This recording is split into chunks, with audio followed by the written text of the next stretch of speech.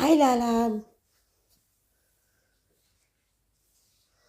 Eto nagawa ko ng naghiwa ako ng melon kasi this is also one of my favorite fruits since na nagda-diet ako gang. So, wala akong ibang ginagawa kundi magkain lang ng magkain ng mga prutas kasi nga sobrang laki ko na, so kailangan ko na talagang mag-diet. Tapos at ito pa yung binili ko na nagbili pa din ako ng Heidelberry. Ang ginawa ko siya ng shake.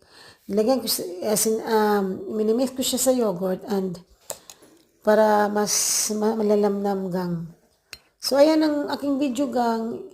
Actually, it's really a short video kasi gusto ko lang ipakita sa inyo kung anong mga ginagawa ko dito. Pag wala akong magawa, ito, nag-aano ako ng mga prutas. Yun, ako ng mga prutas kahit ano na lang yung mga ginagawa ko. Oo.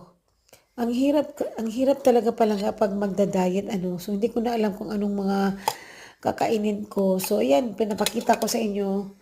Yan lang talaga ang mga kinakain ko the past few days kasi nga gusto kong pumayat. So I hope you guys have learned from this video even though this video is not really so important. Thank you so much and have fun!